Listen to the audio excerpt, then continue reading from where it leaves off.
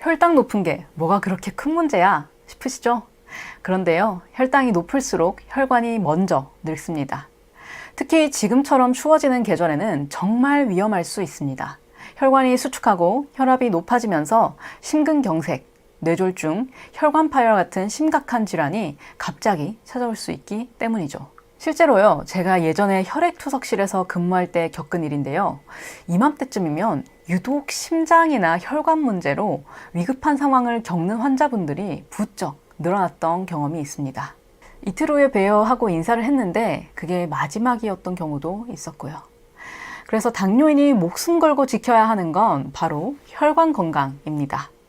당뇨로 노벨상을 받은 폴링 박사부터 우리나라 당뇨 최고 권위자 이왕재 박사까지 모두가 강조하는 게 바로 비타민C를 통한 혈관 관리입니다. 이왕재 박사님이 이렇게 말씀하셨습니다. 당뇨는 합병증 오면 끝이다. 합병증이 있더라도 비타민이 진짜 대안이다. 그래서 무조건 비타민C를 먹어야 한다. 그런데 대부분의 당뇨인들이 비타민C를 잘못 먹고 있습니다. 당이 들어간 제품을 드시고는 혈당 올라서 절대 안 먹어 라고 하시거나 먹어봤자 무슨 효과가 있겠어 하고 아예 안 드시는 분들이 많습니다. 솔직히 저도 처음에는 그렇게 생각을 했는데요. 근데 직접 먹어보니까 다르더라고요. 감기 기운 있을 때, 컨디션 안 좋을 때 비타민C만 챙겨도 다음날 몸 상태가 확실히 달라지더라고요. 그래서 지금은 부모님께도 일주일에 한 번씩 전화를 해서 비타민C 꼭 챙겨 드시라고 말씀을 드리곤 합니다. 두 분 다 혈당, 혈관 조심하셔야 하거든요. 처음에는 시큰둥 하셨는데 지금은 오히려 이왕재 박사님 영상 잘 보고 있어 먼저 말씀을 하십니다. 그만큼 효과를 체감하신 거죠. 그래서 오늘 영상에서는 당뇨인에게 비타민C가 필수인 이유, 어떤 제품을 선택해야 하는지, 어떻게 드셔야 효과적인지 자세히 알려드리겠습니다. 바로 시작할게요. 앞에서 말씀드렸듯이 당뇨, 혈당 관리를 하는 분들에게 비타민C는 반드시 챙겨야 하는 필수템입니다. 왜 그런지 딱 3가지만 정리해서 말씀드릴게요. 첫 번째, 당뇨인은 몸에 비타민C를 흡수하지 못합니다. 이거 정말 억울한 이야기인데요. 우리 몸 안에는 영양소를 세포 안으로 실어 나르는 배달부가 있습니다. 이 배달부가 포도당도 나르고 비타민C도 나릅니다. 그런데 혈당이 높아지면 그 배달부를 포도당이 전부 독차지를 해버립니다. 마치 출근 시간에 꽉 찬 지하철처럼요. 결국 비타민C는 몸 안에 들어가지 못하고 그대로 소변으로 빠져나갑니다. 실제로 연구 결과를 보면 당뇨 환자의 혈중 비타민C 수치는 정상인보다 훨씬 낮습니다. 아무리 챙겨 먹어도 몸에 남지 않는 구조인 거죠. 그래서 당뇨인은 더 자주, 더 많이 보충을 해야 합니다. 두 번째, 당뇨는 몸을 녹슬게 만듭니다. 혈당이 높으면 활성산소라는 게 몸속에서 폭발적으로 늘어납니다. 이게 세포를 공격하고 혈관을 손상시키고 결국엔 합병증으로 이어집니다. 여기서 비타민C가 진짜 역할을 합니다. 비타민C가 이 활성산소를 없애주거든요. 하버드 대학 연구팀이 실험을 했는데요. 하루 1000mg의 비타민C만으로도 염증 수치가 40%나 떨어졌다고 합니다. 이 염증이라는 게 뭐냐고요? 모든 당뇨 합병증의 출발점입니다. 신장, 눈, 신경 다 여기서 시작됩니다. 그러니까 비타민C를 꾸준히 먹는다는 건 합병증을 예방하는 가장 쉬운 방법인 겁니다. 특히 당뇨 망막병증이나 당뇨병성 신증 같은 무서운 합병증들, 이런 합병증을 비타민C가 막아준다는 연구 결과가 이미 있습니다. 혹시라도 궁금하신 분들은 더보기란에 논문 링크 넣어둘 테니까 참고해 주세요. 세 번째, 혈관을 튼튼하게 만들고 인슐린도 돕습니다. 당뇨의 가장 큰 적 뭔지 아세요? 바로 혈관이 약해지는 겁니다. 혈관벽은 주로 콜라겐으로 이루어져 있는데 이 콜라겐을 만드는 데 필요한 게 바로 비타민C입니다. 부족하면 혈관이 약해지고 쉽게 터지고 혈액순환도 안 됩니다. 손발저림, 시력 저하 이런 게 다 여기서 시작되는 거죠. 반대로 비타민C를 꾸준히 먹으면 혈관이 탄력 있게 유지되고 혈류도 좋아지고 혈압 조절에도 도움이 됩니다. 일부 연구에서는 하루 500에서 1000mg의 비타민C를 먹은 사람들의 공복 혈당과 당화 혈색소가 실제로 떨어졌다는 결과도 있습니다.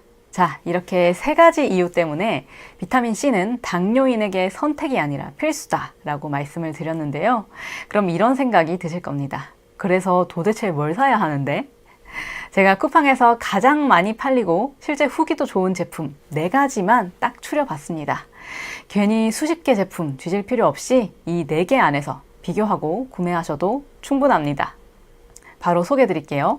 첫 번째, 종근당에서 나온 바이탈 프로그램 비타민C 1000mg. 가장 기본적인 알약 타입입니다. 한 알에 1000mg 들어있고 200정에 12,000원, 한 알당 60원 밖에 안 합니다. 장점은 간단합니다. 물 한 모금이면 끝. 가방에 쏙 넣고 다니다가 점심 먹고 툭 하나 먹으면 끝입니다. 저희 부모님도 처음 비타민C 드실 때 이걸로 시작하셨습니다. 비타민C 처음 시작하시는 분, 하루 1000mg 정도만 드실 분, 가성비 좋은 비타민C 생각하시는 분, 메가도스는 부담스러운 분께 딱 맞는 제품입니다. 두 번째, 고려온단 비타민C 1000. 국내 비타민C 시장에서는 거의 절대 강자로 알려져 있는데요. 영국 DSM 원료를 사용해서 믿을 수 있다고 생각하는 분들이 많고요. 180정에 약 16,500원, 한 알당 92원 정도라서 프리미엄 라인에 속합니다. 다만 최근에 이 회사의 일부 종합 비타민 제품에서 요오드 함량이 다소 높게 나왔다라는 보도가 있어서 그 부분을 민감하게 보시는 분들이 계십니다. 하지만 순수 비타민C 정제 제품 자체는 아직 큰 문제 사례가 보고된 건 아닙니다. 원료 투명성, 성분표 확인 등을 조금만 더 신경 써서 고른다면 여전히 안정성, 신뢰감이 높아서 믿고 구매하는 분들이 꾸준히 있습니다. 이제부터는 본격적인 고함량 라인으로 메가도스 요법을 하실 분들이 집중해서 보시면 좋습니다. 세 번째, 헬로바이오 맥스 비타민C 3000. 한 포에 3000mg 들어있고요. 90포에 약 1,350원. 가성비가 정말 좋습니다.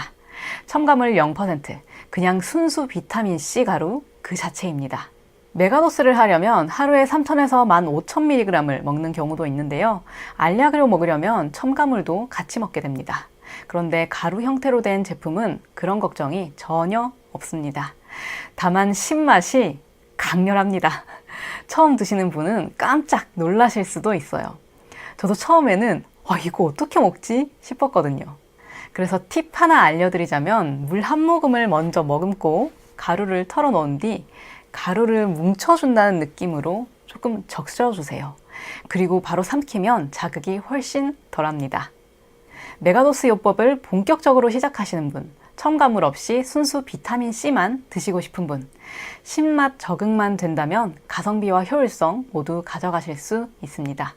네 번째, 닥터루템 메가루템 비타민C 3000. 헬로바이오와 거의 동일한 구성입니다. 분말 형태의 3000mg이고 첨가물은 없습니다. 차이점은 브랜드와 가격인데요. 닥터루템은 60호에 7,850원입니다. 솔직히 말씀드리자면 두 제품 다 먹어봤는데요. 품질 차이는 거의 없었습니다. 그래서 제 추천은 이겁니다. 쿠팡에서 할인 많이 하는 제품으로 고르세요. 저도 할인할 때 사거든요. 정리하면 이렇습니다. 간편하게 시작하고 싶으시다면 바이탈 프로그램 비타민C 1000, 영국산 원료를 원하신다면 고려온단 비타민C 1000, 메가도스를 시작하고 첨가물 제로 원하신다면 헬로 바이오맥스 비타민C 3000, 가격 비교하고 싶다면 닥터루템 메가루템 비타민C 3000 구매하시면 됩니다. 영상에 떠있는 제품 보기 버튼 누르시거나 고정 댓글 확인하면 구매하실 수 있으니까 참고해주세요. 제가 2023년부터 비타민C를 쭉 먹고 있고요. 이 4개 제품 다 먹어봤으니까 믿고 구매하셔도 됩니다. 자, 제품을 골랐으면 이제 어떻게 먹느냐를 조금 아셔야겠죠? 비타민C, 아무리 좋은 제품을 사도 어떻게 먹느냐에 따라서 효과가 천지차이일 수 있습니다.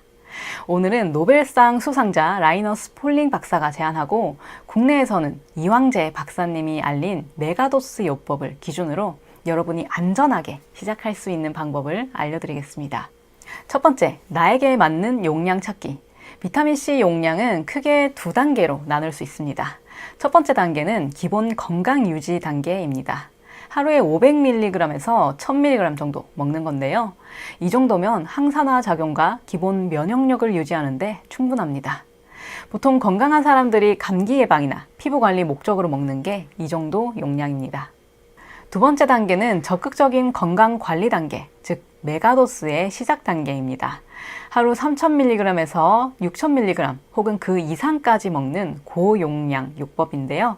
만성 피로를 개선하거나 면역력을 확 끌어올리고 싶을 때, 특히 당뇨 같은 만성 질환이 있을 때 시도하는 방법입니다. 그런데 여기서 초보자분들께 꼭 말씀드리고 싶은 게 있습니다. 처음부터 고용량으로 가지 마시고요. 하루 1000mg으로 시작해서 1주에서 2주 정도 몸의 반응을 살펴보는 게 가장 안전합니다. 속이 쓰리거나 설사를 하는 분들도 간혹 계시거든요. 그런 증상이 없으면 천천히 용량을 늘려가시면 됩니다. 많은 분들이 비타민C를 아침에 한 번 먹고 끝내시는데요. 이러면 효과가 반도 안 나옵니다. 왜냐하면 비타민C는 수용성이거든요. 쉽게 말해서 물에 녹는 영양소라는 겁니다. 그래서 이게 몸속에서 6시간 정도 지나면 혈중 농도가 절반 이하로 뚝 떨어집니다. 그러니까 아침에 1000mg을 먹으면 점심때쯤 되면 이미 효과가 거의 사라진다는 거죠. 그래서 최적의 복용법은 이겁니다. 하루 총 섭취량을 아침, 점심, 저녁 3회로 나눠서 드시는 겁니다. 예를 들어서 하루에 3000mg을 먹는다면 아침 1000mg, 점심 1000mg, 저녁 1000mg 이렇게 나눠서 먹는 거죠. 그리고 식사 직후나 식사 중간에 드시는 게 가장 좋습니다. 이렇게 하면 두 가지 효과가 있기 때문인데요. 첫 번째, 혈중 농도가 하루 종일 일정하게 유지됩니다. 두 번째, 비타민C가 산성이라 속 쓰린 분들 간혹 계시는데요. 위장 자극도 최소화할 수 있기 때문입니다. 그리고 비타민C를 먹을 때 꼭 함께 챙겨 먹으면 좋은 게 두 가지 있습니다. 첫 번째는 마그네슘입니다. 마그네슘과 비타민C를 함께 먹으면 시너지 효과가 엄청납니다. 인슐린이 제대로 작용하도록 돕고 신경을 안정시키고 무엇보다 많은 분들이 걱정하시는 요로결석 예방에도 도움이 됩니다.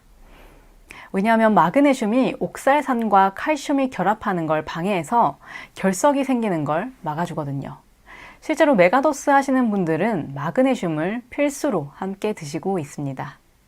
함께 드시면 좋은 두 번째는 바로 물입니다. 이건 정말 기본 중의 기본인데요. 고용량 비타민C를 드신다면 하루에 1.5리터 이상 물을 충분히 마셔주셔야 합니다. 이게 요로결석을 예방하는 가장 기본적이고 확실한 방법입니다. 물을 많이 마시면 소변이 묽어지면서 결석이 생길 확률이 확 줄어듭니다. 정리하면 이렇습니다. 비타민C 효과를 제대로 보고 싶으시다면 처음에는 하루 1000mg으로 시작해서 몸 반응을 살피시고요. 하루 섭취량을 아침, 점심, 저녁 3번으로 나눠서 식사 후에 챙겨 드시고 또 마그네슘과 물을 충분히 함께 드셔주시면 좋겠습니다. 네, 이렇게 해서 오늘 비타민C가 우리 몸에 왜 필수적인지 그리고 어떤 종류를 어떻게 섭취해야 하는지 그리고 주의해야 할 점은 무엇인지 자세히 알아봤습니다. 영상 마무리하기 전에 제 이야기를 살짝 들려드릴게요. 저는 2년 전부터 비타민C만큼은 정말 꾸준히 챙겨 먹고 있습니다. 영상에서 추천드린 4가지 제품 다 직접 사서 먹어봤고요. 그래서 오늘 영상에서 자신있게 추천을 드리게 되었는데요.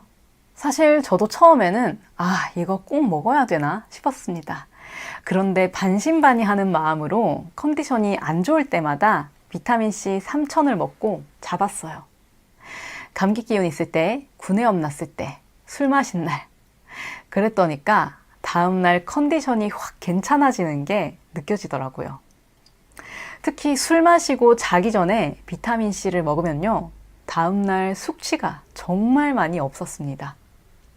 말씀드리기가 조금 부끄러워서 이거 말해야 되나 말아야 되나 망설였는데 그래도 비타민C가 정말 효과가 있구나 제가 강력하게 느끼게 된 계기였어서 이렇게 말씀을 드립니다.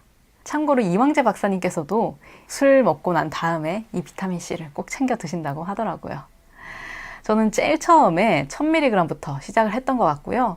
그 다음에는 2000, 3000, 6000 한때는 12000에서 16000까지 갔다가 요즘은 하루 6000에서 9000 정도 챙겨 먹고 있습니다. 그리고 부모님께도 꼭 챙겨 드시라고 말씀드리기 시작했는데요. 부모님께는 종근당 제품을 보내드렸고 저는 메가도스를 하고 있어서 메가루템 제품을 구매해서 먹고 있습니다. 제가 먹어보니까 처음에 1000mg 먹을 때는 사실 크게 효과가 없는 것처럼 느껴졌습니다.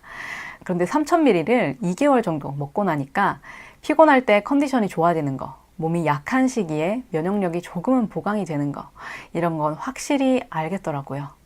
하지만 무엇보다 가장 중요한 건 2, 3개월 정도 꾸준히 먹는다는 생각으로 챙겨 드시면 좋겠다라는 거예요. 몸에서 반응하려면 뭐든 일정 기간은 시간이 필요한 것 같더라고요.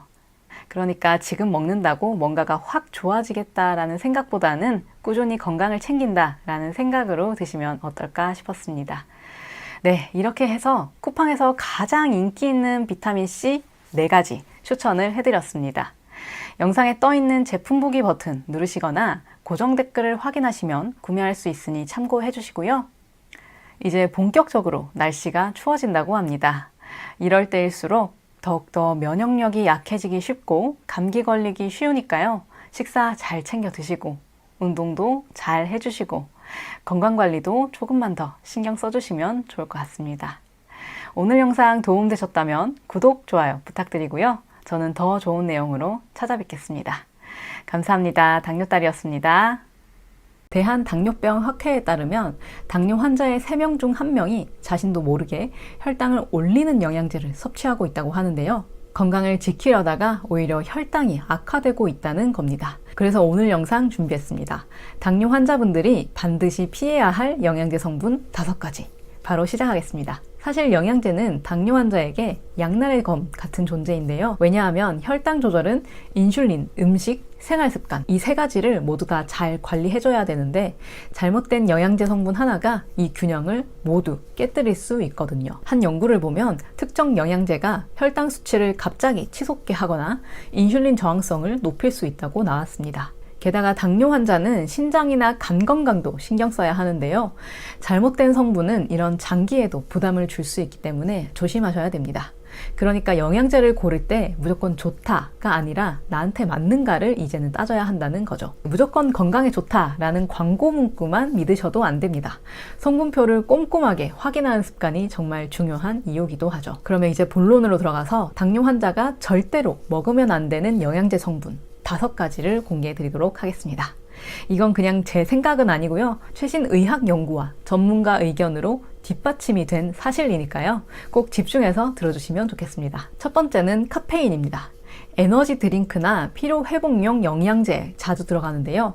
한 논문에 따르면 카페인이 인슐린 감수성을 최대 15% 떨어뜨릴 수 있다고 나왔습니다. 이 논문은 일반인을 대상으로 했기 때문에 당뇨 환자라면 이야기가 조금은 달라질 수도 있겠지만 일반인임에도 불구하고 이런 결과가 나왔다는 점은 눈여겨볼 만합니다. 따라서 당뇨가 있으신 분이라면 카페인 함량을 꼼꼼히 체크해서 보실 필요가 있겠죠. 그렇다면 당뇨 환자들이 카페인을 조절하면서도 활력을 유지할 수 있는 방법은 없을까요? 있습니다. 그건 바로 저카페인 대체 음료를 활용하는 건데요. 루이보스티, 보이차, 둥글레차는 카페인이 없으면서도 항산화 효과가 있어서 좋은 선택이 될 수 있습니다. 여기서 주의하실 점이 하나 있습니다. 카페인을 줄이기 위해서 간혹 디카페인을 드시는 분도 있는데요. 디카페인에도 카페인이 소량으로 포함되어 있으니까 가급적이면 오후 2시 이후에는 드시지 않는 걸 권유드립니다. 카페인 섭취를 줄이면서도 피로감을 최소화하려면 물을 충분하게 마시고 마그네슘이 풍부한 견과류를 챙기는 게 좋으니까요. 이 점 기억해 주시면 좋을 것 같습니다. 두 번째는 바로 글루코사민입니다. 관절 건강에 좋다고 해서 당뇨 환자들도 많이 드시고 있을 텐데요. 여기에는 숨은 위험이 있습니다. 한 연구에 따르면 글루코사민이 인슐린 저항성을 높일 가능성이 있다라고 나왔기 때문인데요. 실험에서 글루코사민을 1500mg 섭취한 그룹은 혈당 조절이 더 어려워졌고 공복 혈당이 평균 10에서 15 정도 상승했다고 합니다. 미국 국립보건원에서도 당뇨 환자는 글루코사민을 복용하기 전에 의사와 상담하라라고 권고를 했습니다. 그래서 혹시라도 당뇨가 있지만 관절 때문에 글루코사민을 먹고 싶다면 함량이 낮은 제품을 고르고 혈당 변화를 꼭 체크해 주시는 게 좋습니다. 그리고 혈당이 걱정되신다면 대체할 수 있는 성분도 있는데요. 세 가지만 알려드리도록 하겠습니다. 첫 번째, MSM, 메틸설포닐 메탄이라고 해서 염증을 완화시키고 관절 통증을 개선하는 효과가 있는 성분입니다. 혈당에 영향이 적어서 글루코사민을 드시고 있는 분이라면 MSM이 들어있는 성분으로 대체하셔도 좋을 것 같습니다. 두 번째는 초록잎 홍합입니다. 관절 보호 성분이 풍부하고 자연 추출물이라서 부담이 적습니다. 세 번째, 콜라겐 펩타이드와 비타민 C입니다. 연골 건강을 유지하는 데 도움이 되니까요. 이 제품도 한번 고려해 보셔도 좋겠습니다. 세 번째는 스테로이드 관련 성분입니다. 근육 강화제나 면역력 보조제에 몰래 들어갈 수 있는데 이 성분이 진짜 위험한 성분입니다. 미국 FDA에서는 스테로이드가 혈당을 20% 이상 올리고 인슐린 저항성을 악화시킨다고 경고를 했습니다. 실제로 스테로이드 함유 약물이나 영양제를 섭취한 당뇨 환자가 급성 고혈당으로 입원한 사례는 여러 문헌에서 보고되고 있는데요. 제가 대표적인 세 가지 사례만 간단히 보여드리도록 하겠습니다. 첫 번째, 스테로이드로 인한 당뇨병성 케톤산증 사례. 한 연구에서는 아토피성 피부염 환자가 장기간 스테로이드를 사용한 후에 급격한 고혈당, 심한 탈수로 인해서 저혈량성 쇼크와 다기관 부전까지 발생한 사례가 보고되었습니다. 해당 환자는 인슐린 치료를 통해서 회복됐고요. 스테로이드를 중단한 후에 혈당이 정상으로 돌아왔다고 합니다. 두 번째, 스테로이드 처방 후 고혈당으로 입원한 당뇨 환자. 당뇨병 환자에게 덱사메타손과 소론도 같은 스테로이드 약물이 처방된 후에 혈당이 급격하게 상승해서 병원에 입원한 사례가 있습니다. 이는 스테로이드가 인슐린 저항성을 유발하고 간에서 포도당 생성을 증가시키는 작용 때문입니다. 세 번째는 스테로이드 사용과 고혈당 빈도입니다. 스테로이드를 사용한 입원 환자들 중에서 50% 이상이 혈당이 200 이상으로 상승하는 고혈당이 발생했다라는 연구도 있습니다. 특히 기존에 당뇨병이 있거나 인슐린 저항성이 있는 환자들에게서 혈당 악화가 더 흔하게 나타난다고 합니다. 결론적으로 스테로이드를 함유하고 있는 영양제나 약물은 당뇨 환자에게서 급성 고혈당을 유발할 가능성이 매우 높기 때문에 정말로 주의해서 드셔야 합니다. 그렇다면 당뇨 환자들이 스테로이드 관련 성분을 피하면서 건강을 지킬 수 있는 방법은 어떤 것이 있을까요? 그건 바로 홍삼, 강황, 마늘 등 면역력 강화 효과가 있는 제품을 드시는 겁니다. 스테로이드는 면역력을 억제하는 동시에 혈당을 높이는 작용을 하기 때문에 자연적으로 면역력을 강화하는 식품을 섭취하는 게 키포인트가 되겠죠. 하지만 여기서도 주의할 점이 있는데요. 홍삼의 진세노이드 성분은 혈당을 낮추는 효과가 있지만 인삼을 홍삼으로 가공하는 과정에서 당분 함량이 높아지기 때문에 혈당을 상승시킬 수도 있다는 점입니다. 홍삼 제품을 드실 경우에는 꼭 당류 함량을 확인을 해주시는 게 좋습니다. 또 자연 유래라고 표기된 보충제도 라벨 확인은 필수인데요. 덱사메타손, 프레드니솔론 같은 성분이 없는지 확인을 해주셔야 됩니다. 이 성분들은 스테로이드 성분이니까요. 특히 해외 직구 영양제는 FDA 승인을 받지 않는 경우도 많으니까요. 믿을 수 있는 브랜드에서 안전하게 구입하시는 게 좋습니다. 대표적으로는 나우푸드, 쏜리서치 등이 있습니다. 네 번째는 바로 설탕과 고탄수화물 첨가물입니다. 취업을 비타민이나 에너지 보충제에 자주 숨어 있는데요. 아무리 소량이라고 해도 대사 속도나 인슐린 민감도가 보통보다 낮은 상태에 있는 당뇨 환자분들은 혈당 스파이크 위험이 언제나 있기 때문에 조심을 해주시는 게 좋습니다. 특히 포도당이나 말토덱스트린 같은 단순 탄수화물도 똑같은 위험을 초래할 수 있습니다. 과일에서 추출한 성분들인 경우에 설탕이나 탄수화물이 많이 함유되어 있는 경우가 있는데요. 최근에 유행하는 모로 오렌지 영양제를 예로 들 수 있을 것 같습니다. 그러니 이런 제품을 선택하실 때는 영양 성분표를 확실히 꼼꼼하게 따져보셔야 합니다. 그렇다면 당뇨 환자들이 설탕과 고탄수화물 첨가물을 피하려면 어떻게 하는 게 좋을까요? 라벨을 볼 때 설탕 없음이라는 문구만 믿지 말고 당 지수가 낮은 대체 감미료를 사용하는지 확인하시면 됩니다. 좋은 선택으로는 스테비아, 에리스리톨, 자일리톨 등이 있고요. 주의할 성분으로는 말티톨, 아가베 시럽 등이 있습니다. 특히 말티톨은 많은 당뇨 환자분들이 꺼리는 성분 중 하나니까요. 잊지 않으시길 바라겠습니다. 다섯 번째는 크롬, 정확히는 과다 섭취한 크롬입니다. 크롬은 혈당 조절에 도움이 된다고 해서 인기 있는 성분 중 하나인데요. 하지만 문제는 양입니다. 적정 섭취량은 20에서 35 마이크로그램이라고 권장하는데 일부 영양제는 이거를 훌쩍 넘기거든요. 그래서 크롬을 구매하실 때는 조심하셔야 됩니다. 권장량보다 많은 크롬을 섭취할 경우에는 저혈당을 발생시킬 수도 있으니까요. 크롬을 구매하시는 경우에는 꼭 함유량을 살펴보셔야 하는데요. 만약 영양제로 섭취하는 게 망설여지신다라고 한다면 자연식품을 활용하는 게 대안이 될 수도 있습니다. 브로콜리, 달걀 노른자, 통곡물, 견과류 등에는 크롬이 많이 들어있으니까 평소에 이런 식재료들을 자주 드시면 좋겠죠.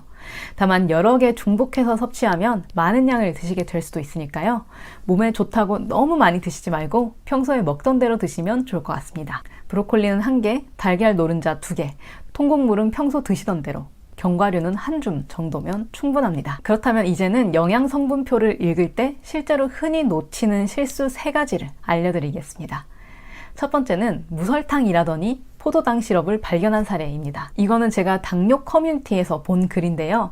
건강관리를 위해서 취업을 비타민을 샀는데 라벨에 설탕 무첨가라고 써 있어서 구매를 했다고 합니다. 근데 뒷면을 보니까 포도당 시럽, 이 첨가물로 들어가 있어서 당황하셨다고 해요. 한국소비자원 조사에서도 이런 오표시 사례가 매년 200건 이상 적발된다고 하니까 무설탕이라고 믿지 마시고 성분표를 꼼꼼히 확인하시길 바랍니다. 두 번째는 크롬 함량을 숨긴 경우입니다. 40대 남성분이 혈당 조절용 영양제를 먹었는데 라벨에는 크롬 미량 함유라고만 써 있었다고 해요. 그런데 나중에 도착해서 확인해 보니까 한 정에 500 마이크로그램이나 들어있었던 거죠. 최근에 한 연구에서도 크롬을 과다 섭취하면 저혈당 위험이 30% 높아진다고 발표한 논문도 있으니까요. 함량이 명확히 써져 있지 않다면 고객센터에 직접 문의를 하셔서 정확한 정보를 확인하시고 구매하시길 권유드립니다. 마지막은 카페인 함정입니다. 60대 여성분이 천연 성분 100%라는 피로회복제를 샀는데 성분에 녹차 추출물이 있었다고 합니다. 안심하고 드셨는데 알고 보니까 카페인이 한정에 300mg이나 들어있었던 거예요. 이런 경우가 있어? 말이 되나? 싶으시겠지만 생각보다 이런 경우는 흔합니다. 위험한 성분을 알았으니까 이제는 뭘 먹어야 안전한지 제가 당뇨 환자들에게 자신있게 추천하는 3가지 대안을 소개해드리고 영상 마무리하도록 하겠습니다. 첫 번째는 오메가3입니다. 생선 기름에서 추출되는 이 성분은 혈당에 전혀 영향을 주지 않으면서 염증을 줄이고 혈관 건강을 지켜줍니다. 두 번째는 비타민 D입니다. 비타민 D는 인슐린 감수성을 높여서 혈당 조절을 돕는 역할을 하는데요. 많은 연구에서 비타민 D 수치가 낮은 당뇨 환자가 하루 2000IU를 보충했을 때 인슐린 저항성이 20%나 개선됐다고 밝힌 결과가 있습니다. 세 번째, 마그네슘. 혈당을 안정시키고 신경 건강까지 챙겨주는 필수 미네랄인데요. 저랑 혈당 상담을 하셨던 분 중에서도 당뇨로 인한 다리 경련이 심했던 분이 마그네슘을 먹고 증상이 줄었다고 하는 경우가 있었으니까 챙겨 드시면 더욱 좋을 것 같습니다. 혹시라도 제가 설명드린 3가지 성분에 대해서 자세한 설명이 필요하시다면 지금 화면 오른쪽 위에 뜨는 문구를 클릭해 보세요. 관련 영상을 시청하실 수 있으니까 참고하시면 됩니다. 이렇게 해서 오늘은 당뇨 환자가 절대 피해야 할 영양제 성분 5가지를 알아봤는데요. 설탕과 고탄수화물 첨가물, 과다크롬, 카페인, 스테로이드 성분, 그리고 글루코사민, 이 5개는 꼭 기억해서 라벨을 확인하시면 좋을 것 같습니다. 잘못된 영양제 하나가 혈당 관리를 망칠 수도 있으니까요. 사실 저도 10년 전에 다이어트를 할 때 영양제에 푹 빠졌던 적이 있습니다. 몸에 좋다고 해서 홍삼이랑 크레아틴, 단백질 보충제를 하루도 안 빼먹고 챙겨 먹었던 적이 있는데요. 근데 어느 날부터 막 현기증이 오고 속이 울렁거리고 여드름이 나고 그러더라고요.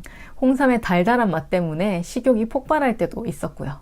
그런데 나중에 알고 보니까 제 몸에 맞지 않는 성분이랑 과다하게 많이 섭취했던 게 문제가 되었더라고요. 그래서 그때 제가 알았습니다. 아무리 좋은 성분이라도 내 몸에 맞는지 적정량인지가 훨씬 중요하다는 거를요. 그래서 저는 그 실수를 여러분이 반복하지 않았으면 하는 마음에 이 영상을 만들게 됐습니다.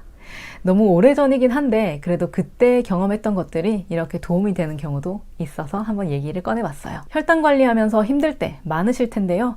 그래도 포기하지 말고 오늘 배운 걸 꼭 실천해 보시면 좋겠습니다. 영상 도움되셨다면 구독, 좋아요, 알림 설정 눌러주시고요. 주변에 당뇨 관리하시는 분들께도 이 영상 꼭 공유해주세요. 영상 시청해주셔서 감사드립니다. 저는 더 좋은 내용으로 찾아뵙도록 하겠습니다. 감사합니다. 다이어트 혈당 관리 하시는 분들 단 거 먹고 싶을 때 무조건 참기만 하지 마세요. 저 이거 먹고 혈당을 6번 직접 재봤는데 제일 많이 올라도 13, 평균은 7이었어요. 꾸덕하고 달달한데 숫자가 생각보다 착하더라고요. 근데 먹는 방법이 틀리면 오히려 역효과가 나요. 어떤 분은 이거 먹고 오히려 살이 쪘거든요. 차이는 딱 하나예요. 오늘 이 영상에서 그 차이를 바로 알려드리도록 할게요. 이런 분 계실 거예요. 저녁 먹고도 입이 심심해서 냉장고를 여는 분, 그리고 밤에 초콜릿을 찾는 분. 여기서 참으세요, 끊으세요 하면요, 며칠은 갑니다. 근데 그게 오래는 못 가요. 왜냐면 참다가 터지거든요. 그리고 터지면 그때 혈당이 진짜 많이 흔들립니다. 그래서 당뇨인데 다이어트 하고 있는데 과자를 못 끊는 분은 집에 있는 간식부터 바꿔주시는 게 좋아요. 과자 뜯기 전에, 초콜릿 먹기 전에 땅콩버터 한 스푼으로 먼저 막는 거죠. 이게 왜 중요하냐 생각하실 수도 있는데요. 우리가 자주 먹는 간식들은 탄수화물이 많이 들어있어요. 이 탄수화물만 혼자 들어오게 되면 혈당이 로켓처럼 90도로 수직 상승하게 됩니다. 근데 지방이랑 단백질이 같이 들어오면 계단에 손잡이를 하나 잡고 천천히 올라가는 그런 느낌이 돼요. 여기서 땅콩버터가 바로 그 손잡이 역할을 해주는 거죠.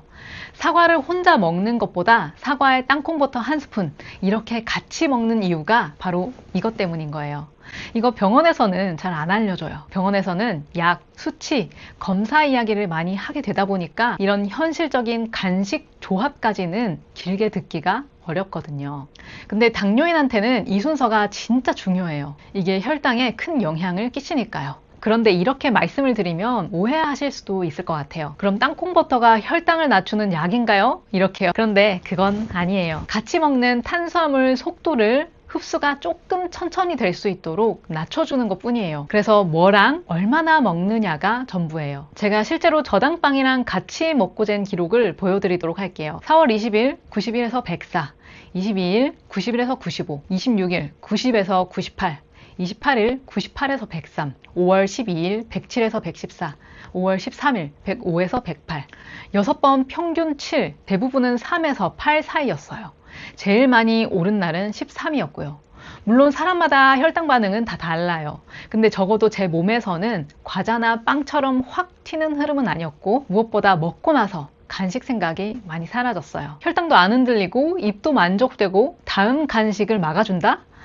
이게 혈당 관리하는 분들한테는 최고의 간식 아닐까 이런 생각이 들었는데요. 여기서 제일 중요한 거, 핵심은 정해진 한 번 드셔야 된다는 거예요. 병으로 드시면 딱 한 스푼, 스틱이면 딱 한 포. 많이 먹는 음식이 아니라 입 터지기 전에 입막음 할 수 있는 그 한 번으로요. 솔직히 우리가 이 땅콩버터 같은 경우는 병에 있는 걸 떠먹게 되면 한 스푼만 먹기가 좀 힘들거든요. 두 스푼, 세 스푼 먹게 되고, 그러면 양 조절이 어려운 경우가 많아요. 그래서 저 같은 경우에는 한 포로 딱 나뉘어져 있는 이 스틱이 편하더라고요. 그럼 이 한 개만 지켜서 먹으면 다 되느냐? 또 그것도 아니에요. 애초에 잘못 고르게 되면 한 개를 먹든 한 스푼을 먹든 둘 다 소용이 없어요. 땅콩버터라고 다 같은 게 아니거든요. 그래서 땅콩버터 사기 전에 이 4가지를 꼭 확인을 해보세요. 첫째, 원재료. 땅콩 자체가 좋은지 확인을 하려면 원산지가 어디인지를 꼼꼼히 봐야겠죠. 둘째, 당류.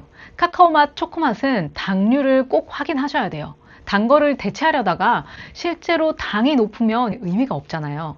셋째, 1회 섭취량. 한 스푼이 무슨 산처럼 푹 뜨면 안 되겠죠. 스틱이 편한 이유가 여기에 있더라고요.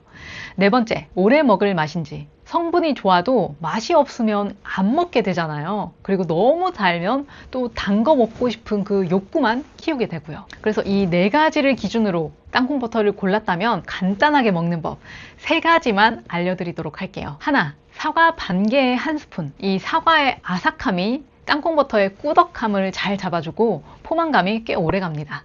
두 번째, 통밀빵, 저당빵에 얇게 펴먹기. 하얀식 빵 2장에 딸기잼, 피넛버터까지 발라서 드시면 안 됩니다. 그렇게 드시면 스쿼트 100개는 하셔야 돼요. 세 번째, 단독으로 한 스푼. 오후에 단 거 당길 때 과자 대신에 이걸로 군것질을 참아보자.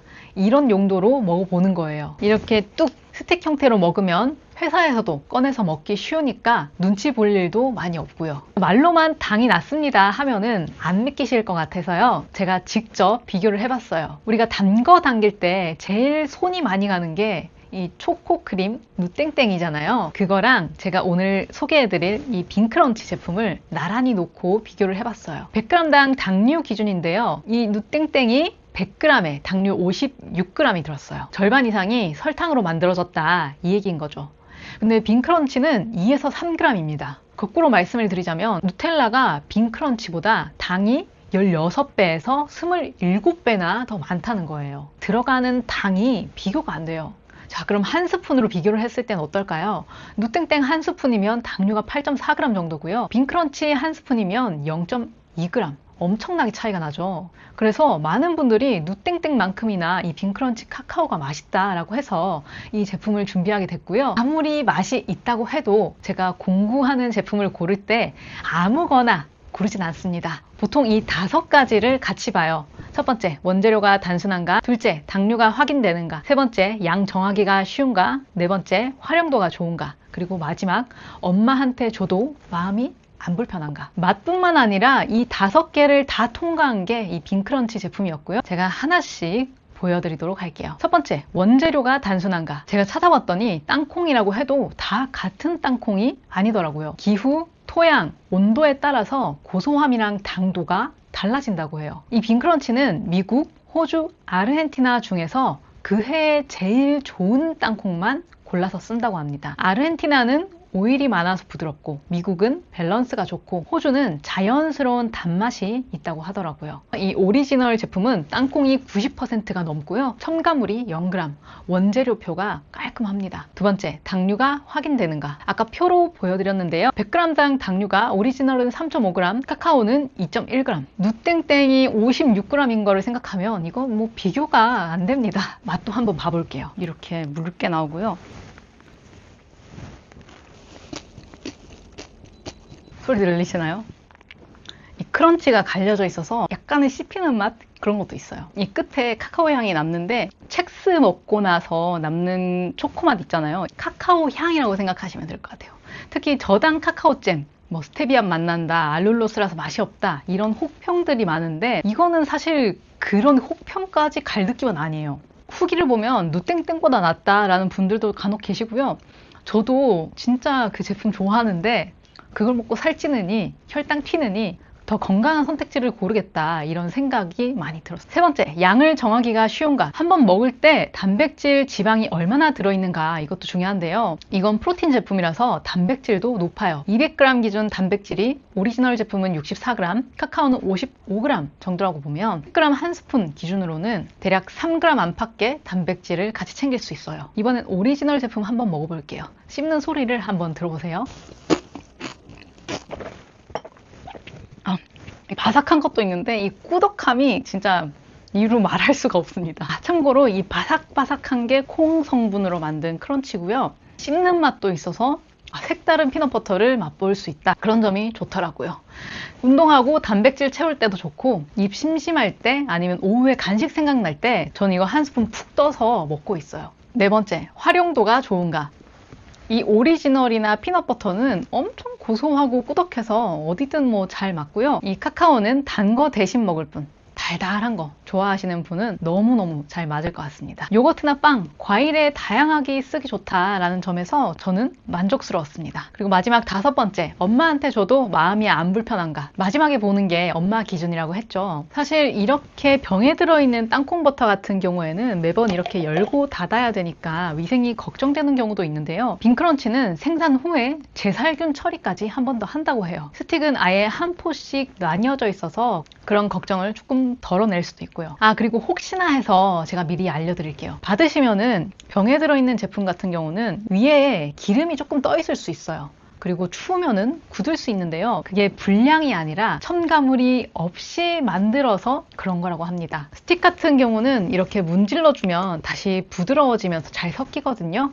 오히려 무첨가라는 증거라고 하니까 저는 더 안심이 되더라고요. 자, 그래서 이번에 제가 준비한 구성 3가지 정리를 해드릴게요. 그리고 오늘 구성 중에서 당뇨딸 픽 세트라고 해서 선착순 5분께 추가 혜택을 드리고 있거든요. 이 구성 고민하시는 분들은 마지막 가격 설명까지 꼭 다 듣고 결정을 빨리 해주시면 될 것 같습니다. 첫 번째, 입문용 양 조절 세트. 이렇게 스틱 형태로 피넛버터, 카카오맛 피넛버터 한 박스씩 들어갑니다. 정가 53,800원인데 53% 할인해서 25,800원에 만나보실 수 있습니다. 참고로 한 박스에 10개씩 들어있고요. 한 포가 20g, 딱 2스푼 정도 드실 양입니다. 땅콩버터는 함정이 양이라고 했는데요. 이 제품은 양 걱정이 없습니다. 가방에 쏙 들어가는 크기라서 운동 전후나 회사 갈 때, 여행 갔을 때 짜먹기 좋고요. 땅콩버터가 처음이거나 양 조절에 자신이 없거나 밖에서 챙길 일이 많거나 가볍게 시작하고 싶다, 이런 분들께 추천드립니다. 두 번째는 초콜릿 대신 세트예요. 카카오 스틱 2박스로 정가 55,800원인데 51% 할인해서 27,800원입니다.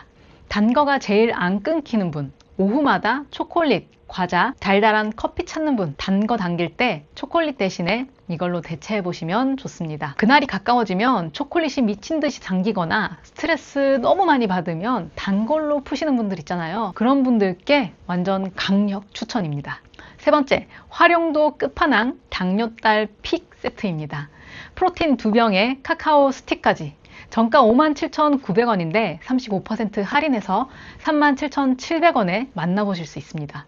집에서는 병으로 떠먹고 나갈 땐 스틱을 챙기고, 아까 그 바삭한 프로틴이 이 구성입니다. 이미 땅콩버터를 좋아한다, 가족이 같이 먹는다, 아침 간식에 땅콩버터를 자주 쓴다, 이런 분께 추천드린 세트예요. 그리고 이 당뇨딸 픽 세트를 구매하신 분 딱 5분, 선착순 5분께 100% 땅콩버터 스틱 이거 한 박스를 추가로 드립니다. 먼저 담으시는 분이 가져가실 수 있으니까요. 영상 빨리 보신 분은 빨리 주문하시는 게 좋겠죠. 6월 23일부터 6월 30일까지만 할인을 하고요. 자세한 내용은 고정 댓글 클릭해서 확인해 주시면 됩니다. 참고로 저는 이번에 제 거만 산 게 아니에요. 중환자실에서 3교대 하는 친구, 육아하느라 끼니 챙길 새도 없는 친구한테도 보내줄 예정입니다. 공부 첫날 바로 주문할 거예요. 밥은 제때 못 먹어도 이거 한 포는 휘릭 짜먹을 수 있으니까요. 이제 우리 나이가 건강을 챙겨야 하다 보니까 친구들에게도 꼭 경험을 해보라고 주고 싶더라고요. 내가 아끼는 사람한테 보내줄 수 있는 거, 그게 저한테는 가장 큰 합격 기준입니다. 사실 이 영상 하나 만들려고 땅콩버터 먹고 거의 한 2주 가까이 혈당 실험을 했습니다. 누텔라랑 당류표까지도 제가 직접 비교를 해봤고, 마트를 가서 어떤 땅콩버터가 좋은가 이런 것도 다 일일이 봤었어요. 여러분들이 마트에서 일일이 뒤집어서 성분표를 안 봐도 될 수 있도록 제가 먼저 다 확인을 했습니다.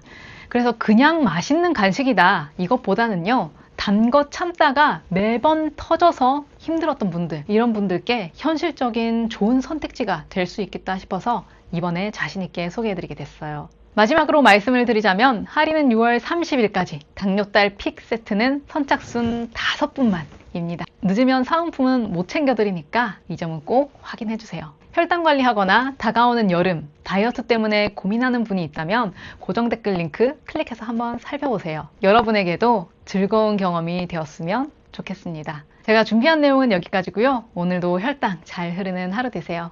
감사합니다. 당뇨딸이었습니다. 아침에 달걀, 토마토, 브로콜리, 박미선 님이 항암 후 아침에 먹는 3가지가 공개됐는데요. 그런데 저는 여기서 먹는 것보다 더 눈에 들어온 게 있었어요. 반대로 끄는 음식인데요. 햄, 소시지 같은 가공육은 거의 안 드신다고 했더라고요. 많은 분들이 아침에 단백질 챙겨야지 하면서 햄 몇 장, 소시지 몇 개를 쉽게 드시잖아요. 근데 진짜 중요한 건 단백질을 먹느냐가 아니라 어떤 단백질을 어떤 구조로 먹느냐 이거더라고요. 그래서 오늘은 박미선 님이 항암 후에 챙긴 것과 끄는 것을 살펴보면서 아침을 어떻게 차리면 좋은지 정리해드리도록 하겠습니다. 박미선 님 식단을 보면 달걀, 토마토, 브로콜리라는 3가지 음식이 먼저 보여요. 그래서 많은 분들이 저 3가지가 좋은가 보다 하고 음식 이름부터 기억하실 수 있어요. 달걀은 단백질 채우기 좋고, 토마토는 라이코펜이라는 항산화 성분이 풍부하고, 브로콜리는 설포라판 같은 생리 활성 물질 때문에 몸에 좋다라고 이야기가 되고 있죠. 그런데 저는 이걸 보면서 이 3가지를 무조건 먹어야 한다라는 것보다 질문 하나가 떠올랐어요. 왜 하필 아침에 이런 음식을 챙겨 드셨을까? 보통 식단을 시작할 때 우리는 좋은 걸 더 하려고만 하잖아요. 그런데 좋은 걸 더 하는 것만으로는 오래 못 가는 경우가 많아요. 매일 반복되는 습관은 그대로 남아있기 때문이에요. 실제로 한 대학에서 2형 당뇨 환자를 대상으로 한 임상 연구에 따르면요, 아침을 거르고 점심을 먹으면 혈당이 더 크게 오른다라는 결과가 있어요. 미국의 질병통제예방센터에서도 아침을 거르면 그날의 혈당 흐름이 흔들릴 수 있다라고 언급을 하고 있고요. 아침에 빵만 먹고 나가는 습관, 단백질 챙긴다고 햄이나 소세지를 자주 드시는 습관, 이런 게 그대로 있으면 좋은 음식 몇 개를 추가한다 해도 하루의 전체 흐름은 잘 안 바뀔 수도 있다는 거죠. 그래서 제가 박미선님 식단을 보면서 건강을 관리하려는 사람이 어떻게 이 식단을 봐야 되냐, 이걸 좀 자세히 살펴보면 좋겠다라는 생각이 들었는데요. 그래서 지금부터는 메뉴를 하나씩 좀 자세히 보도록 할게요. 첫 번째는 달걀이에요. 달걀이 중요한 이유는 완전식품이라서 아니에요.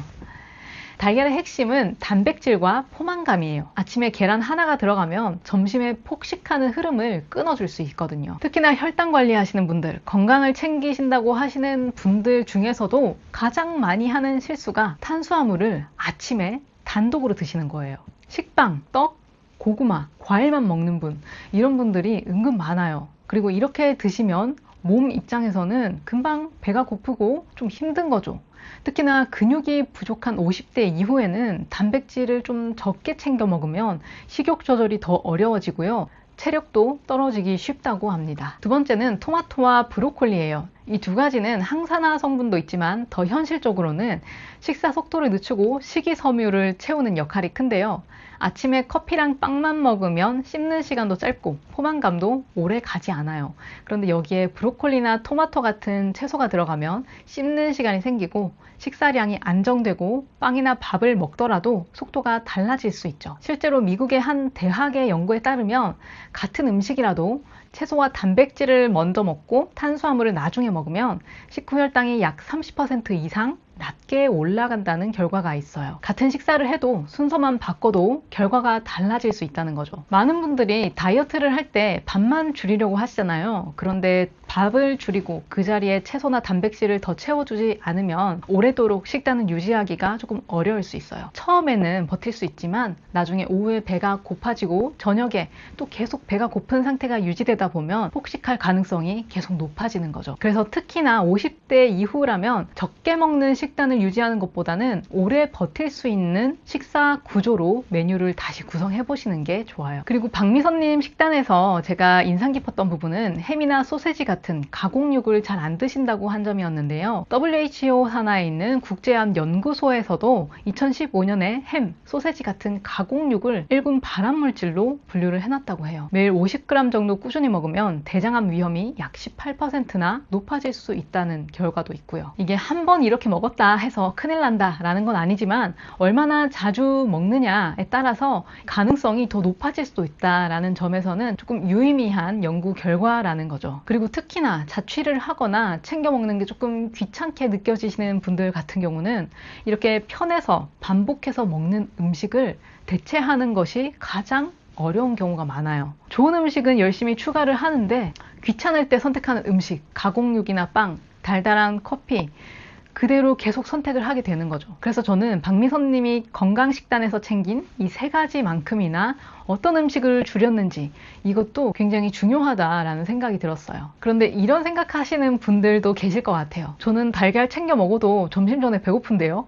단백질 챙겨도 오후엔 졸리던데요. 네, 맞아요. 그럴 수 있어요. 이게 같은 메뉴를 먹어도 양, 시간, 탄수화물 비율, 내 몸 상태에 따라서 반응이 달라지니까요.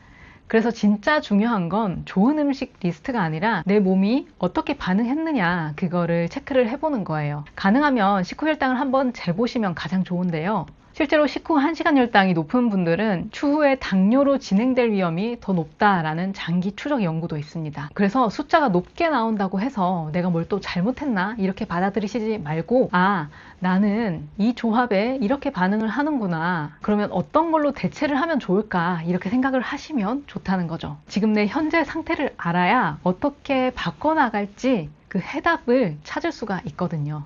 그리고 사실 이런 것들이 몸에 좋다라는 건 알아도 맨날 출근해야 되는 입장에서는 이거를 일일이 계속해서 챙기기가 쉽지만은 않을 거예요. 그래서 박미선님 식단을 그대로 다 따라 하실 필요는 없고요. 대신 구조만 가져오시면 돼요. 첫 번째, 단백질을 하나 챙기시는 거예요. 달걀이나 두부, 그릭 요거트, 닭가슴살 팩으로 된 것들, 그리고 서리태 콩물두유, 이런 것 중에서 내가 편하게 준비할 수 있는 걸 하나 넣어 놓는 거예요. 두 번째, 채소나 과일을 소량으로 준비를 해주시는 건데요. 방울토마토나 오이, 당근처럼 씹을 수 있는 걸 챙겨주시면 좋겠죠. 세 번째, 탄수화물을 먹는다면 단독으로 드시지 마세요. 빵을 먹고 싶으면 달걀이나 그릭 요거트를 드시고, 고구마를 먹고 싶으면 피넛버터나 계란, 두유를 같이 드시면 좋을 것 같아요. 핵심은 완벽하게 건강식을 챙겨 먹자, 이게 아니라 무너졌을 때도 다시 돌아올 수 있는 아침 구조를 만들자, 이겁니다. 그리고 아침에 빵이나 사과를 드시는 분들도 많은데요. 이럴 때도 그냥 단독으로만 드시기보다는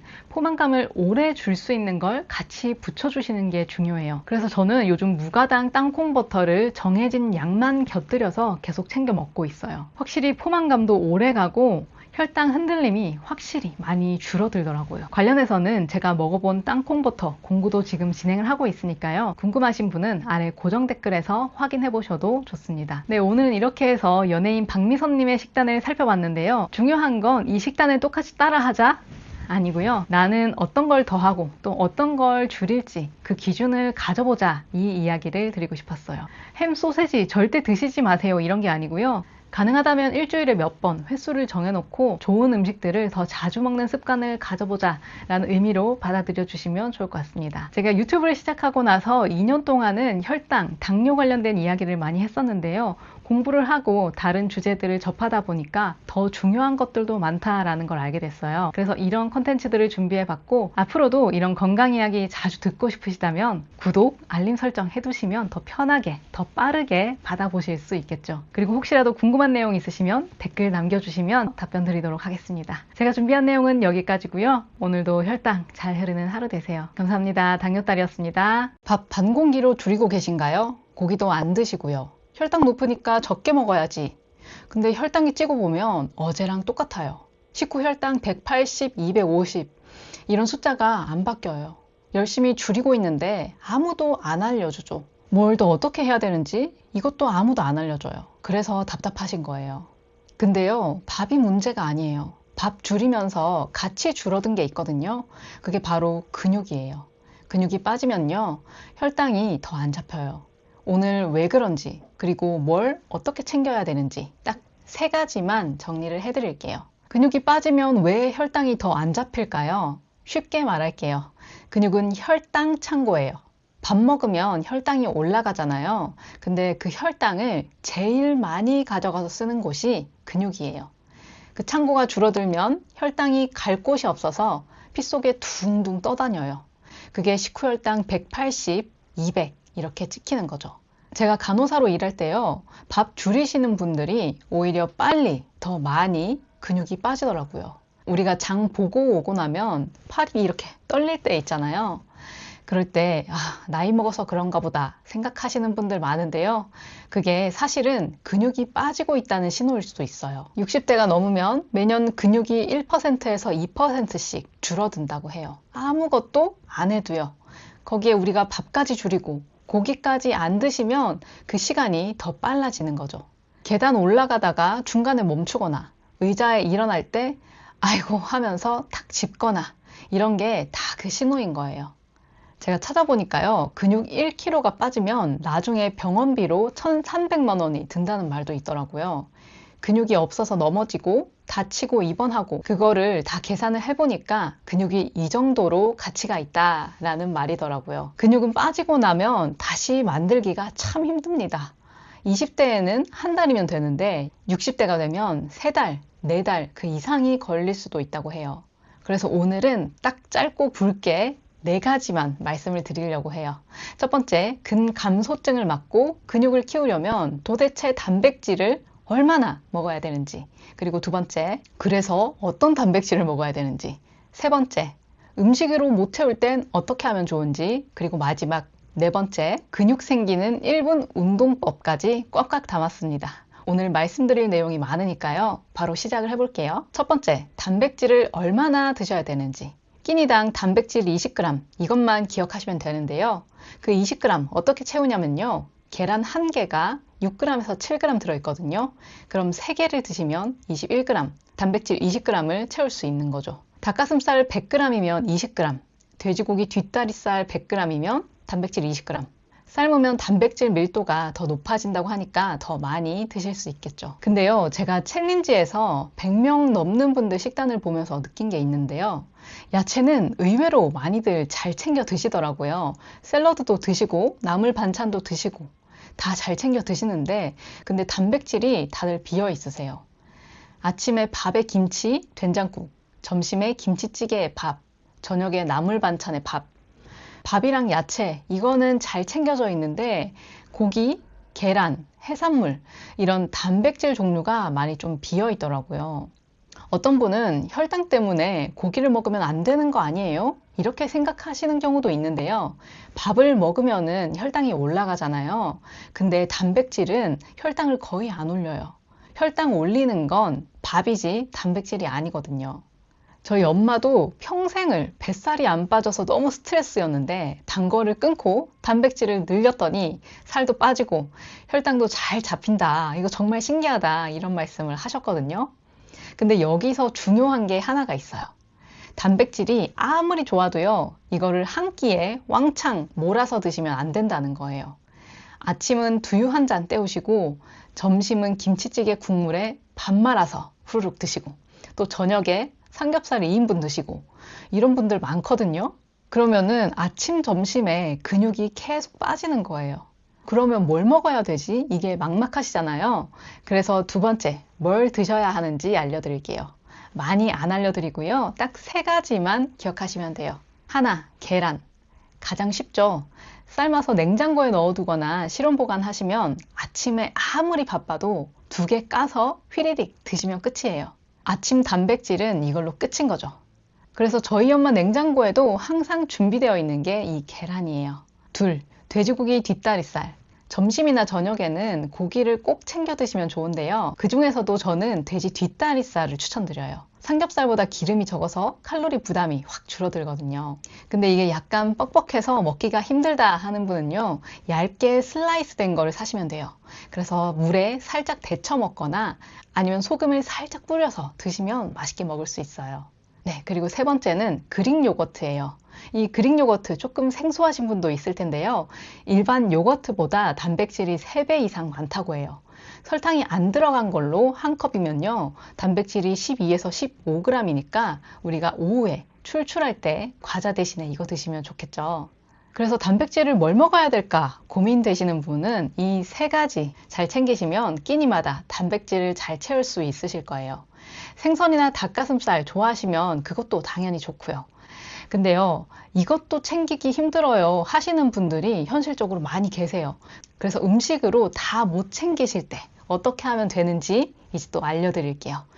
3번째, 음식으로 다 못 채울 때. 연예인 송은이 씨가 이런 얘기를 했거든요. 계란이랑 두부를 아무리 먹어도 단백질 파우더 한 번 먹는 걸 못 따라가더라. 그 말 들으면서 진짜 많이 공감했어요. 왜냐면요, 챌린지 할 때 많은 분들이 아침에 일찍 나가야 되니까, 그리고 밖에서 일을 하다 보니까 끼니를 제대로 못 챙겨 드시는 경우가 굉장히 많거든요. 그러면요, 그런 분들께는 탄단지 잘 챙겨 드세요 이런 말이 사실은 적용하기가 굉장히 어려워요. 지속하기도 어렵고요. 그래서 그런 분들한테는요, 단백질 보충제나 두유가 많이 도움이 돼요. 고르실 때는 이것만 보시면 돼요. 단백질 20g 이상, 설탕량 5g 이하, 탄수화물 10g 이하. 이 3가지만 제대로 확인하고 고르시면 돼요. 근데 실제로 인터넷에 찾아보면 제품이 너무 많아요. 그래서 뭘 골라야 되지? 너무 어려운데? 고민되시는 분들이 많으실 것 같아요. 그래서 제가 직접 먹어보고 괜찮았던 거 4가지 제품만 소개를 해드릴게요. 다 제 돈 재산입니다. 두유로는요, 첫 번째, 제가 가장 추천하는 제품이에요. 메일에서 나온 고단백 저당두유. 한 팩에 단백질이 12g이 들어있는데요. 목넘김이 굉장히 좋아요. 너무 걸쭉하지 않아서 부담 없이 드실 수 있을 거예요. 제가 미팅이 있어서 밥을 못 먹은 날이 있었는데요. 그날 너무 배가 고파서 편의점에 갔었거든요. 근데 이 제품이 딱 있는 거예요. 그래서 사서 먹어봤는데 은은하게 단맛이 있는데 또 걸쭉하지가 않아서 꼴딱꼴딱 넘어가니까 너무 맛있더라고요. 그래서 건강한 두유 먹고 싶은데 약간의 은은한 단맛이 있었으면 좋겠어 하시는 분들은 이 제품 정말 잘 맞으실 것 같아요. 두 번째는요, 밥순우 약콩두유 오리지널이에요. 이 제품은 사실 다이어트 하시는 분들이 정말 많이 드시더라고요. 장점은 단맛이 거의 없어요. 근데 단점도 단맛이 거의 없다는 거예요. 그래서 단 거 싫으신 분한테 딱 맞는 제품일 것 같다라는 생각이 들었고요. 이 제품은 단백질이 6g이라서 단백질을 보충한다, 우리가 오후 시간에 건강하게 간식을 먹고 싶다 하는 분들에게 추천드립니다. 또 나는 합성 첨가물 들어간 거 다 싫어, 나는 건강한 원재료로만 먹고 싶어 하시는 분, 이 제품이 딱입니다. 그리고 보충제로는요, 신타6 아이솔레이트라는 게 있어요. 이게 한 스쿱에 단백질이 25g이나 들어있는데요. 제가 이거를 헬스 하면서 20년도부터 먹었었는데 저는 초코 맛이 개인적으로 제일 맛있었고 그 다음이 딸기 맛이었어요. 그리고 피넛 버터 맛이나 바닐라 맛, 굉장히 다양한 맛이 있으니까 나는 맛을 꼭 챙기고 싶다 하는 분들은 이 신타6 아이솔레이트 잘 맞으실 거예요. 그리고 교대 근무를 해서 끼니를 제대로 챙겨 먹지 못하거나 활동량이 많으시거나 운동하시는 분, 이 제품 꼭 한번 드셔보세요. 그리고 또 마지막으로 이제 보충제 중에 하나 좋은 거 소개시켜 드릴게요. 메일에서 나온 셀렉스 프로틴 고소한 맛인데요. 이건 단 게 싫은데 단백질은 많이 챙겨 드시고 싶은 분한테 딱 좋아요. 한번 먹을 때 4스푼이고요. 단백질은 20g 챙겨 드실 수 있습니다. 꼭 4스푼을 다 챙겨 먹지 않더라도 그릭 요거트나 두유 이런 데에다가 1스푼씩만 넣어서 같이 드셔도 좋겠죠. 양 조절을 쉽게 할 수 있다는 점에서 저는 신타6보다는 셀렉스 프로틴이 조금 더 유용하게 활용할 수 있지 않나 라는 생각이 들었어요. 그래서요, 단백질을 어떻게 챙겨야 될지 모르겠다 고민이 되시는 분들은요, 이 4가지 중에서 내 상황에 맞는 거 딱 하나만 고르시면 돼요. 그리고요, 보충제 드실 분은 한 가지만 확인하시면 좋을 것 같아요. 병원에서 신장이 조금 약하시네요, 혹은 신장 수치를 조금 잘 보셔야 될 것 같아요, 이런 얘기 들으신 적 있으시면요, 단백질 보충제 드시기 전에 꼭 주치의 선생님한테 한번 여쭤보세요. 그리고 요즘에 알부민 많이들 드시죠? 비싼 알부민보다 몇 끼 단백질을 잘 챙겨 드시는 게 훨씬 나으니까요. 영양제 어떤 거 유행한다더라 해서 그거를 꼭 다 드실 필요 없습니다. 못 챙기는 영양소가 있거나 당뇨 때문에 놓치게 되는 그런 마그네슘, 비타민 B 같은 것들은 영양제로 챙겨 드시면 좋지만요. 이거 안 먹으면 큰일 날 것처럼 그런 감정을 일으키게 하는 제품들은 꼭 사서 드실 필요는 없어요. 내 상황에 맞게 잘 살펴보시고 드시면 됩니다. 왜냐하면 당뇨는 생활 습관병이고요. 생활 습관이 먼저 개선되어야 영양제의 효과를 최대한으로 잘 얻어갈 수 있기 때문이에요. 네, 오늘 내용 요약해 드릴게요. 하나, 단백질 얼마나 먹어야 되나요? 끼니당 20g이요. 3끼 나눠서 잘 챙겨 드시면 됩니다. 둘, 그래서 뭘 먹으면 될까요? 계란, 돼지 뒷다리살, 그릭 요거트, 이 3가지면 됩니다. 셋, 못 챙길 땐 어떡하나요? 고단백 두유 한 팩이나 보충제로 보충하시면 됩니다. 그리고 마지막으로 4번째는요, 먹는 것만으로 안 되는데요? 운동은 어떻게 해야 되죠? 이 질문 하시는 분들을 위해서 준비했어요.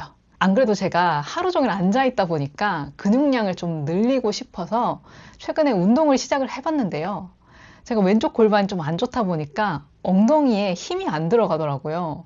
이거를 엉덩이 기억 상실증이라고 부르던데, 그래서 그 근육 운동을 하기 전에 제가 엉덩이 감각을 좀 키워야겠다 싶어가지고 엎드려 다리 들기랑 데드버그라는 운동을, 이 2가지를 지금 일주일째 10개씩 3세트 꼬박꼬박 하고 있어요.